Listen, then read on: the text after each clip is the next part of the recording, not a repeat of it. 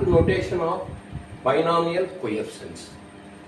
1 plus x whole to the power of n.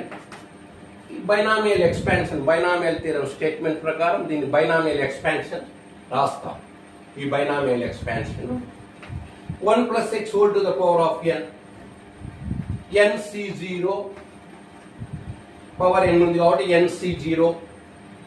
First binomial first term కు ఈ binomial power ఎంత ఉందో అంత వస్తుంది. బైనామియల్ లోని సెకండ్ టర్మ్ కు పవర్ ఈ ఎక్స్పాన్షన్ లో ఈ ఫస్ట్ టర్మ్ లో ఈ x పవర్ 0 వస్తుంది. నెక్స్ట్ ఈ బైనామియల్ కోఎఫిషియెంట్స్ పెరుగుతూ పోతాయి, ఇంక్రీజ్ అవుతాయి. nc0 అంటే nc1. ఫస్ట్ టర్మ్ యొక్క పవర్ ఒకటి తగ్గుతుంది, సెకండ్ టర్మ్ యొక్క పవర్ ఒకటి పెరుగుతూ పోతుంది. ఇది పెరుగుతాయి కోఎఫిషియెంట్స్. ఈ ఫస్ట్ టర్మ్ యొక్క పవర్ ఒకటి తగ్గుతుంది, ఎన్ని ఉంటే దాంట్లో తీస్తే ఈ టర్మ్ యొక్క పవర్ ఒకటి పెరుగుతుంది, దీనికి ఒకటి యాడ్ చేయాలి. Next nc2 1 to the power of n minus 2 into x square plus and so on plus next ncr 1 to the power of n minus r into x to the power of r plus and so on plus ncn. ఈ first term disappear అయిపోతుంది, n minus n వచ్చేసి 0 అయిపోతుంది. ఇది second term ఈ x యొక్క power binomial power కు equal అవుతుంది. ఇది మీకు తెలుసు, ఇంత ముందు నేను చెప్పిన. ఇక్కడ ఈ nc0 nc1 nc2 ncr ncn లను ఏమంటారు? బైనామియల్ కోఎఫిషియెంట్స్ అంటారు.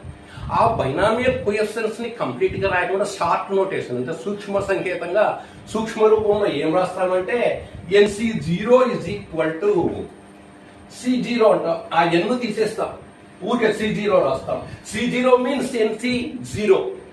అదేవిధంగా nc1 అంటే c1, అదేవిధంగా nc2 అంటే c2, అదేవిధంగా అండ్ సో ఆన్.